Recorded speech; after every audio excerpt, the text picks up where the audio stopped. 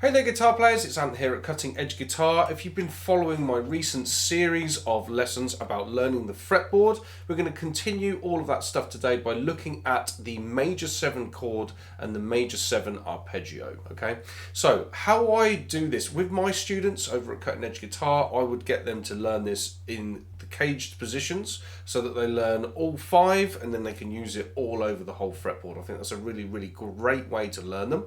What I want to do here on YouTube is talk to you about 2 positions of the cage system. We're going to look at using shape 1 and shape 4.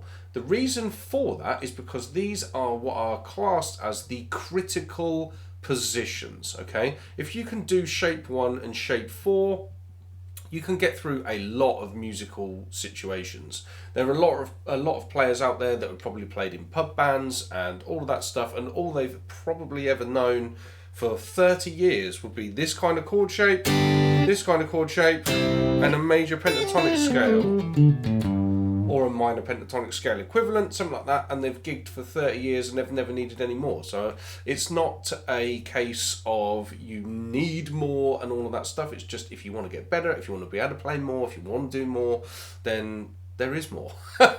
Okay, but anyway, in this lesson, what I want to talk about today is the major 7 chord and the major 7 arpeggio. Okay, so I'm going to be aligning these to the caged system. I talked about the caged system in our last session, and this will all sort of follow on from what I did in that first lesson of talking about the notes on the neck, to then looking at interval relationships and all of that stuff, like the caged system, triads, everything. It all sort of ties in. So our 7th chord, what it basically is if you take a triad which has the root, the 3rd and the 5th note from the key, we're going to add another intervallic leap of a major 3rd on top of our root note, on top of our 5th, and that's going to give us the interval of a major 7. I'm doing this in the key of G.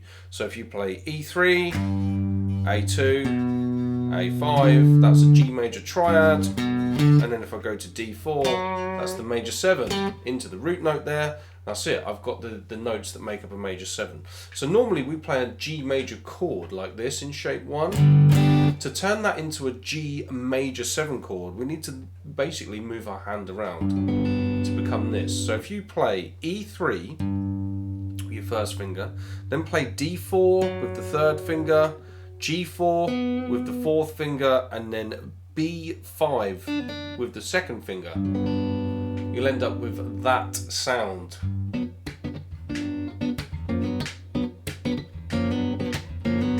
It's a really cool sounding chord, okay? So that's a G major 7 chord in shape 1. Now if we wanted to build the arpeggio around that as a soloing tool, what you would play would be E3, A2, A5, D4, D5, G4, B5, E2, E3.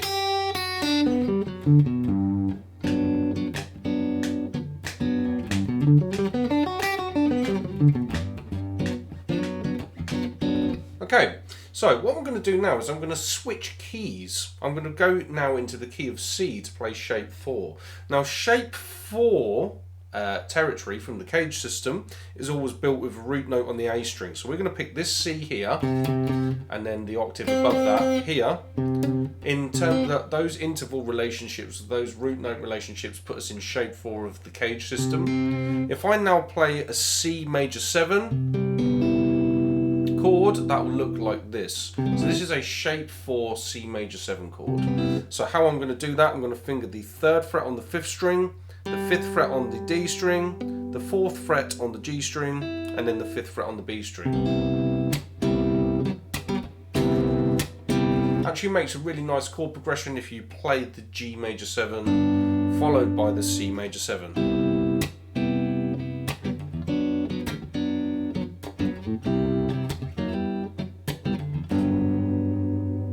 Okay, now the shape 4 arpeggio, there's a number of different ways that you could do it, but let's go from this root here We're going to play the major third here at the 2nd fret on the A string, D string.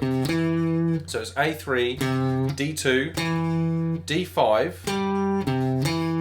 Then we're going to go to G4, G5, B5, E3, and then all the way up to E7.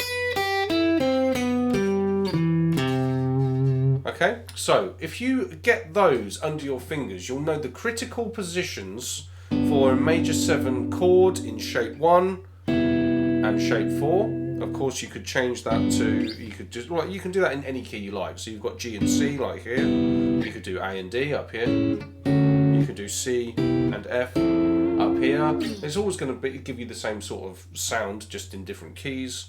But also, once you know shape 4, major 7, like you can do that in any key you want, etc, etc. But also as well, now you know the arpeggios.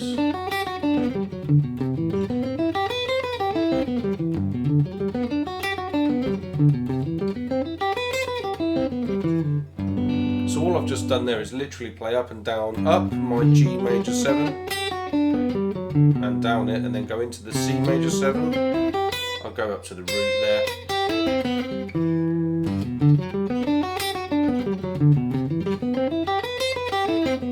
And that's a nice little exercise for practicing the two. Now, if you would be interested to flesh out the rest of the cage positions with all of that, learn the whole fretboard, be able to use it over chord progressions, use it in your soloing and all the rest of it, getting all of that down, there is way more help over at Cutting Edge Guitar.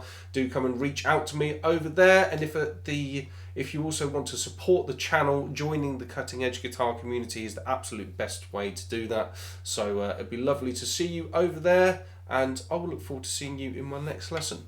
Cheers guys, take care.